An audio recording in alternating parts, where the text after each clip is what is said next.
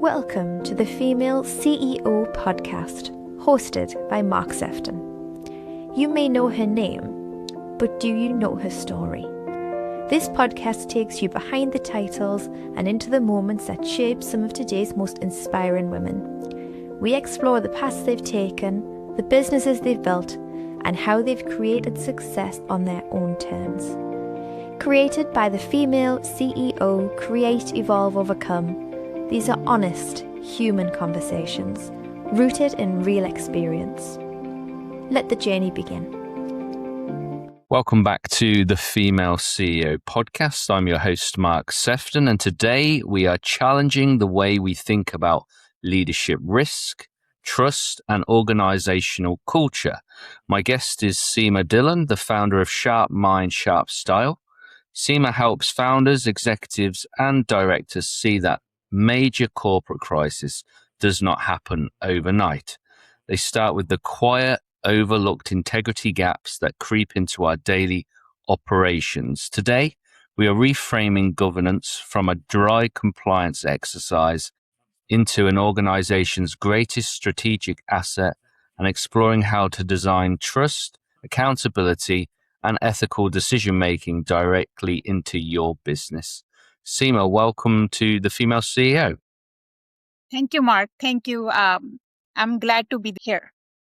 Yeah, we're glad to have you too. We've had some incredible women on this podcast and in our magazine, and we thoroughly enjoy hearing about all the different stories of where women are creating, evolving, and overcoming, and really looking forward to today's topic around leadership because it's definitely a conversation that I enjoy having.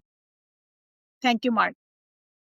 So Seema, you've said that leadership risk rarely begins with that major crisis, but it tends to begin in those subtle gaps organizations often overlook every single day. What do these small, quiet signals maybe look like in a business before they ever even turn into a full-blown crisis? Thank you. Thanks for this question. It's a great question, Mark. What I would say, the many organizations I have experienced or I have observed or I have studied. So many organizations measure financial performance, but do not measure leadership integrity. By the time misconducts appear publicly, the warning signs have usually existed for months or even years. So integrity gaps we're talking about these days are small disconnect between what an organization say and what it actually does. It could be avoiding difficult conversations. Leader says accountability matters, but behaving differently. So employees being afraid to speak up. Policy existing only on paper, but there is a gap. So that is where the integrity gap is increasing. And then the governance comes in. Because now I'm being more passionate about governance because governance determines how decisions are made when no one is watching. So it protects trust, culture, reputation, integrity, and long-term performance. So it's not about control, it's about creating confidence. What do you think is the best way to build confidence when it comes to creating the right culture? It is technically the best way to build confidence is to be accountable for the decisions that has been made, being consistent in the actions. And there should be a match in between what organization says and what actually being done. So that is it. That is where the confidence should be, being more consistent and paying more attention to the smaller gaps before it becomes bigger. In many executive suites, Seema, governance is viewed as maybe restrictive compliance exercise, a set of rules that slows down growth. But how do we flip that maybe narrative and the things that we may tell ourselves so leaders actually see strong governance not as something that's like a handbrake or restrictive, but as one of their greatest strategic strengths? Yeah, it is technically the governance. This is about the governances that people think that maybe it's only for big corporations. Maybe it will slow us down in the operations because technically right now it's very high stake and high pressure environment. We are being globalized. paying attention more on on the operation sides to scales the business, but this is kind of the left behind. So it's not about that it's for big corporations. It's more about that, in fact, the startups often need it even more because culture forms early. And if integrity is built from the beginning, scaling becomes much easier. So it is more about to rewire the brain to think of, to create or rebuild the ethical infrastructure to embed that in your daily operations. So it's not like that would not slow the procedure. It would technically escalate the process, escalate the performance of the team and the organization. And when it comes to culture, is it just the person who's the founder or the CEO, or are we all responsible for culture, and how can we collectively improve the way that we operate? The culture is technically, it's not for the, I would say, not for the only CEO responsibility or organization responsibility. It's everything work collaboratively together with each other. So even the investors, employees, customers, regulatories, even the strong governance, all protect the culture within the organization. And these culture will build the relationship. Yeah. One of my favorite thoughts on leadership is attitude reflects leadership. And often the way that our people perform is always governed by the attitude that we have as a leader. Yes. The attitude is more important, right? So it is good attitude is always great. And this is how organization perform, how leaders performs, how employee build trust within the organization, and they can feel it before even we realize. They feel at first, but sometimes employees are scared to speak. Yeah. Now, you've created the SHARP framework to prove that ethics and trust don't have to be left to chance.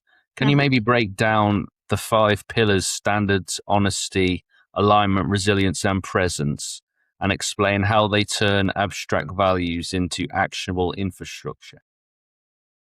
Yes, it's this acronym, as you already mentioned, is standards, honesty, alignment, resilience, and presence. So it is 5 leadership principles. So I believe personally, the leadership isn't defined by titles; it's defined by the choices we make every day. So these 5 principles work together to build organizations that people trust. So standards are your foundation.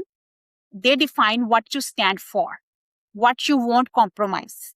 Work together and standards create consistency before pressure tests your values, and work together. And honesty is also about truth, transparency, and accountability. It creates psychological safety and allow leaders to address problems before they even become crises. Then it comes the third pillar, alignment. That ensures purpose, strategy, culture, and behavior all move in the same direction. When people are aligned, execution becomes even much stronger. So then comes the resilience. So resilience is the ability to lead through uncertainty without compromising your values. Everyday organizations face challenges, but resilience leaders learn, adapt, and keep moving forward. And presence, the last pillar, is one of my favorite pillar, is how leadership create a practical leadership system and how leadership is experienced by others. It's not about being the loudest person in the room or just sitting there. It's about communicating with clarity, credibility, and integrity so people trust your leadership. So these practical leadership system, this one that helps organizations strengthen governance, build trust, and reduce the integrity gap that often lead to larger problems. Which one do you think is the most important, Seema, if you had to pick one? For me, I would say presence. I just see this is the 10 years of my own experience within the corporate.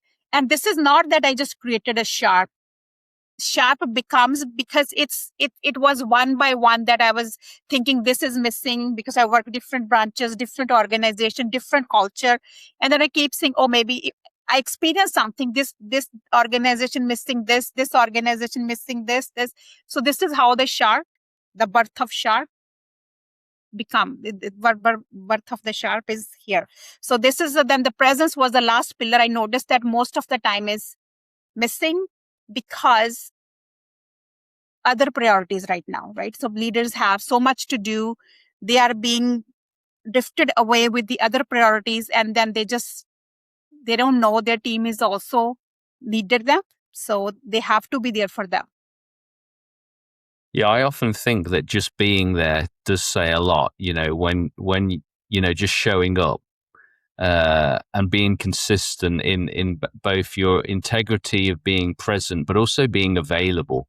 I think it's so important that we're available, isn't it? Both emotionally, mentally, physically. The connection. Yeah, actually listening, right? So you come, we do have so we do see maybe the organization have weekly calls, monthly calls. They have all those presentations to give, and then they do their job. They just kind of tell whatever, maybe KPI, I'm just taking the example, or maybe they're just discussing about the culture, a new value has been added on or something. So, but are they actually connecting with the team rather than are they keeping the time aside to listen to them? So they are not saying the team, it's your problem.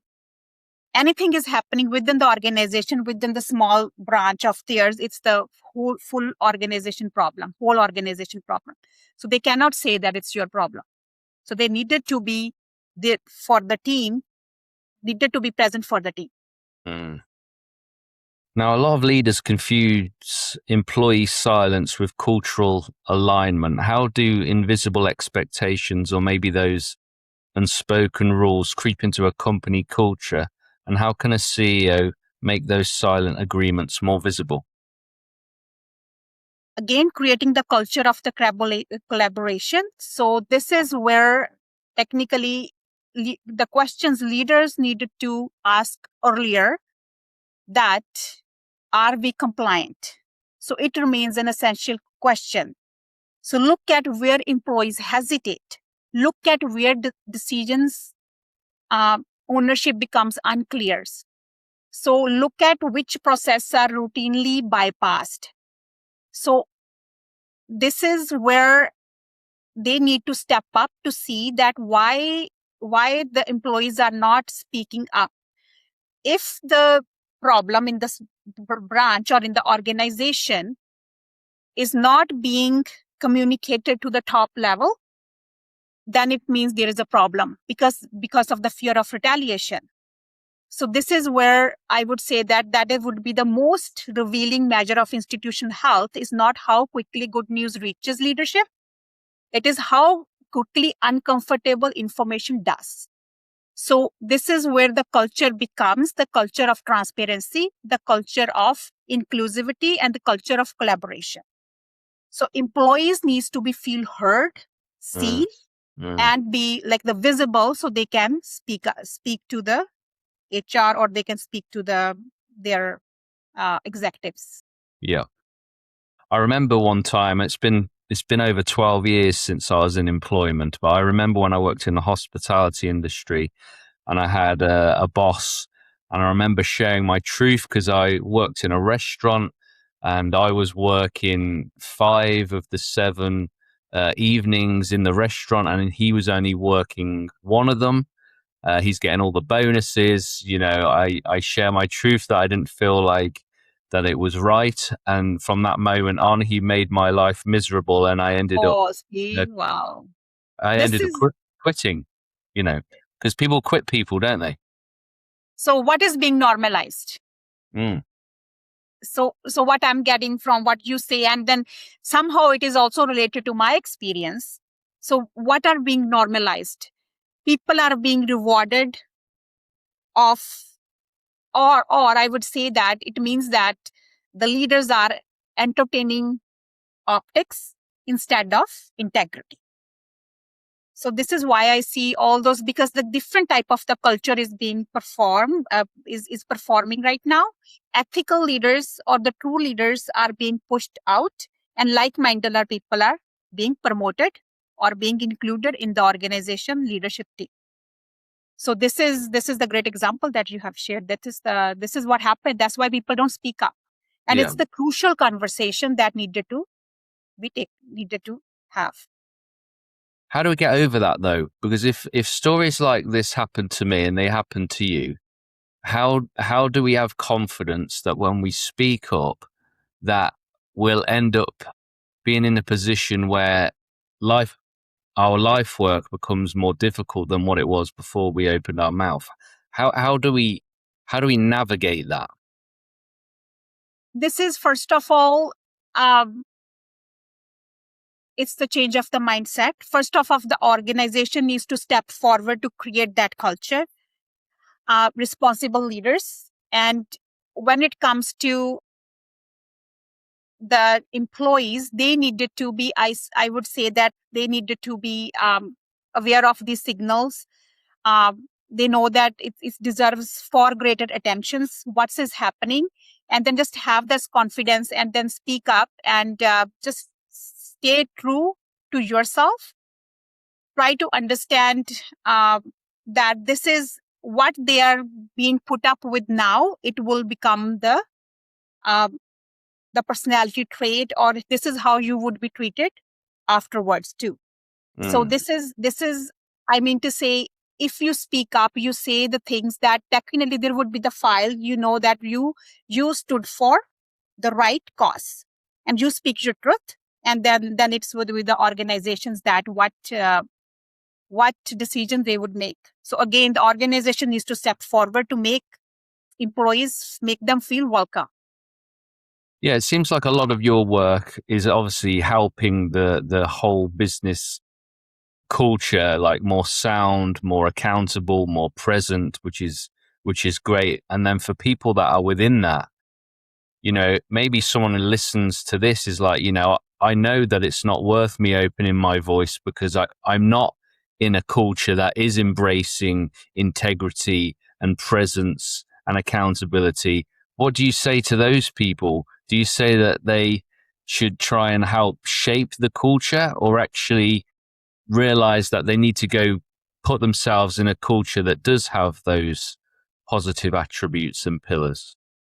They needed to come up with to shape this culture in the positive way, because they needed to know that by the time the serious issue reaches to the board meeting, audit reports, or regulatory reviews, employees even compliant, even the public crisis, the conditions that allowed at that time to develop may have existed for months or even years.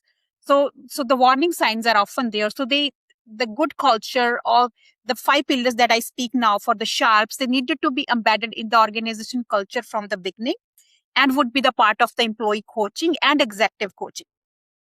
So then people would stop challenging decisions. So employee becomes cautious about raising concerns. When this culture is there, then the difficult conversations can be more easier to be addressed. Okay. Many founders, I think, assume that hiring good people is going to be enough to creating this culture that we're talking about. Why is relying on individual intent really a flawed strategy? And how can leaders actually design trust and accountability directly into their everyday operations?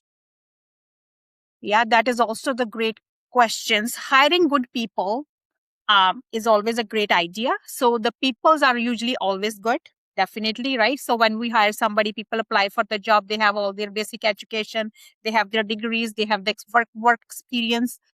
But to remain in those standards, this is where I would say that, or again, this is also comes up to the organizations. They needed to build that reputation for their good employees, so they can stay committed to their own standards or work habits. Plus, they can also being trained regularly. What are the expectations? Technically, there should be the one resonate voice within the one organization. Not everybody is speaking the different language. So it is more about, we can see that so too many talented people, you would see that they are not being promoted, or sometimes they are just not they don't have permissions to lead differently, or to, I would say that a lead with competence, integrity, or confidence. They just needed to be settled in the environment that is created by the existing leadership. If they needed to be given the permissions to go above and beyond, to prove themselves, to show their, I would say that, show their talent. And the organizations needed to be created that culture where, and needed to be, and to make sure that they feel they are the accountable for their action.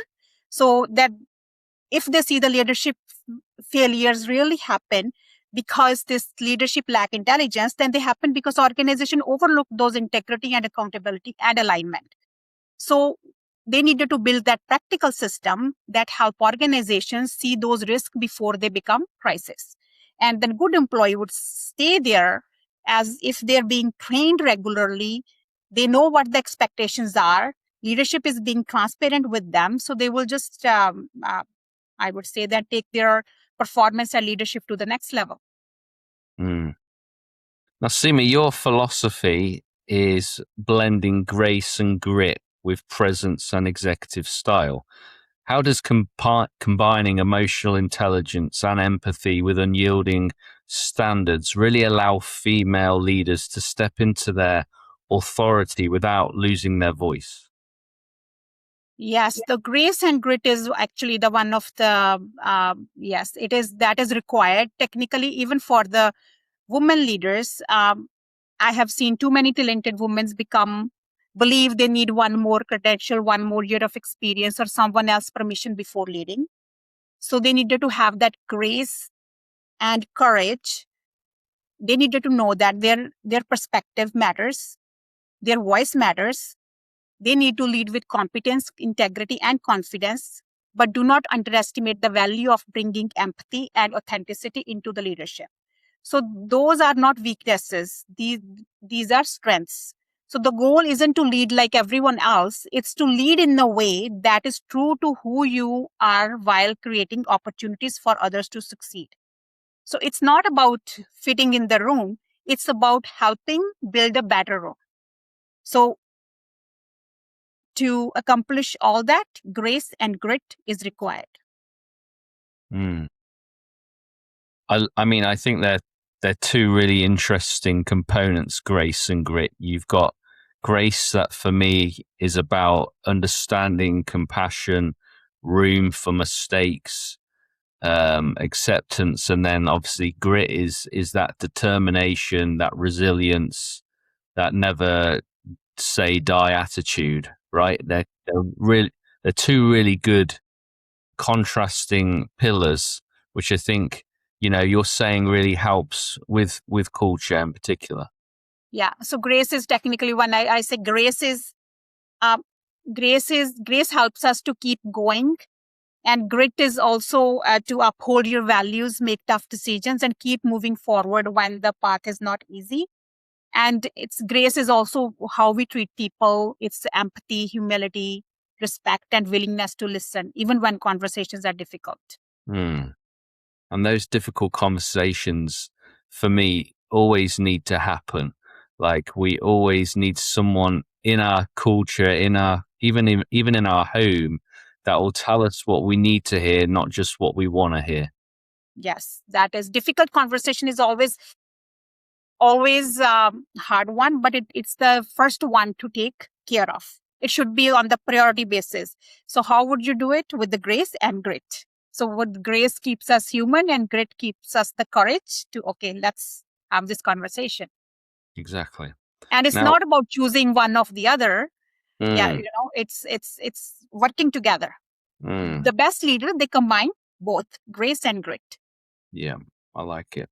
Now, if an executive, founder, or board member is listening to this particular episode with me and you now, Seema, and they want to do an immediate maybe audit on their organization in relation to everything we've talked about, what is the single most important question you believe that we should all ask ourselves in regards to integrity and possibly what we're not seeing within our organizations? Yeah, that is important. This question, I would say, I would say, we all should need to be focused on or ask a question. Why do organizations sometimes make decisions that undermine trust? So that is how trust is being undermined, because when there is a gaps within the organization, within the culture, and there is integrity is compromised at one point. So we just needed to discuss and think about it. Why do good organizations sometimes make decisions that undermine trust? Yeah, when I think of that question myself, I always think that, when it comes to making a decision that has a negative impact, often I feel it's probably driven by fear or ego. Would you agree? Definitely, this is always an ego. And fear, I don't know why. The organization doesn't need to fear, but it's ego driven. And I'm sorry to say, the ego, I think it is when you reach to the certain point of the power at the level, I think ego is automatically being, I would say, that embedded in the personality of the leader. Uh, it's I thing, which is all should avoid. The good leader should not have that I statement. So I think this is where the problem comes. Okay, my way or no way. So it is, and I mean to say, it's not sustainable. It may be the part of the traditional organizations. So this is where the movement needs to be held at this point, is that people are looking for modern organizations that value accountability, respect, trust, integrity, and transparency. So nobody wants to work with the organization or the leaders that are driven by their egos. We've only got a couple of moments left, Seema. Please let us know, how do we find out more about you and your SHARP method, and maybe share one final thought with us as we bring this to a conclusion today. Okay. I would say, again, I think I want to share one quote is here: success open doors, but integrity keep them open. So integrity is the core of everything. So I want listeners to leave with this one simple realization: leadership failures rarely begin with the crisis. They begin with small integrity gaps that everyone overlooks. So governance is not about bureaucracy, and it's not only about the large corporations or compliance. It's about building system that protects trust before it's tested. Through the SHARP framework, I help organizations make integrity visible, measurable, and actionable, so leaders can identify risk before they become crisis. If someone listen to this podcast and ask, what am I not seeing inside my own organization? Then I would say that it's a meaningful conversation or the message you got. Beautiful. Yeah, it's really good. And where do people go to find out more about you? I do have the website, sharpmindsharpstyle.com. So most of the information is there. And then there is, I do always also write monthly articles with the Brains magazines. I think if they Google my name, Sharp Leadership, not my name, Sharp Academy, Sharp Leadership Academy. So they will find a lot of information, social media profiles, and my articles and press release there. So there is a lot of information out there, and my LinkedIn also. Amazing. Seema, thank you for joining me on this episode of the Female CEO podcast. Yeah, thanks again, Mark, for giving me this opportunity. It's a wonderful experience. Thank you so much. Yeah, take care. You've been listening to the Female CEO podcast, created by the Female CEO Create, Evolve, Overcome. This podcast amplifies women's voices, stories, and lived experience. Subscribe on Spotify, Apple Podcasts, and on our YouTube channel, and discover more at thefemaleceo.com.